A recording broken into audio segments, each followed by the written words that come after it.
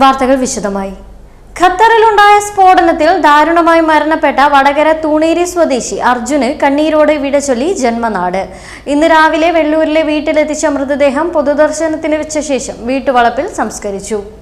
പ്രവാസ ലോകത്തെയും നാടിനെയും ഒരുപോലെ നടുക്കിയ ദുരന്തത്തിൽ ഒടുവിലത്തെ യാത്രാമൊഴി നൽകാൻ നൂറുകണക്കിന് ആളുകളാണ് അർജുന്റെ വസതിയിലേക്ക് ഒഴുകിയെത്തിയത്. ഖത്തറിലെ സ്ഫോടനത്തിൽ പൊലിഞ്ഞ 24-കാരൻ അർജുന് അന്ത്യവിശ്രമം. ഇന്ന് പുലർച്ചെ 6:30 മണിയോടെയാണ് അർജുന്റെ ഭൗതിക ശരീരം വെള്ളൂരിലെ വീട്ടിൽ എത്തിച്ചത്.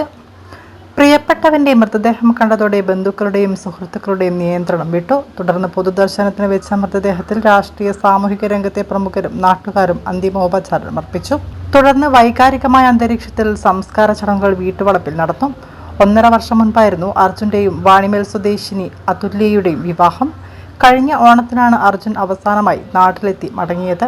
ആ മടക്കം 1.5 വർഷത്തിനിപ്പുറം ഇങ്ങനെയാകുമെന്ന് ആരും കരുതിയിരുന്നില്ല. കഴിഞ്ഞ ഞായറാഴ്ച രാത്രിയായിരുന്നു ഖത്തറിലെ നടുക്കിയ ദുരന്തം സംഭവിച്ചത്.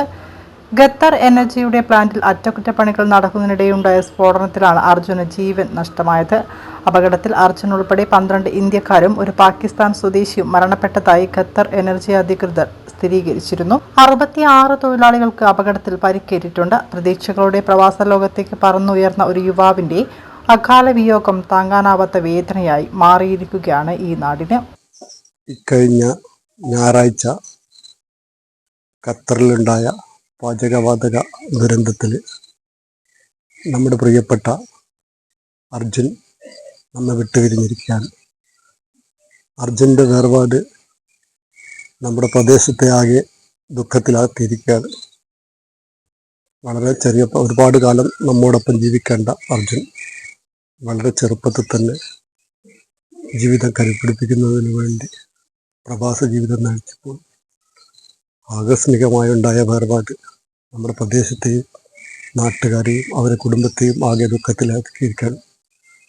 അവരുടെ കുടുംബത്തിന് വന്നു ചേർന്ന ഈ തീരാ ദുഃഖത്തിൽ നമ്മൾ നാട്ടുകാരും പങ്കുചേരുകയാണ്.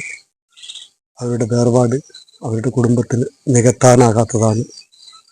ആ വേർപാടിൽ അഗാധമായ ദുഃഖവും അനുശോചനവും രേഖപ്പെടുത്തുകയാണ്.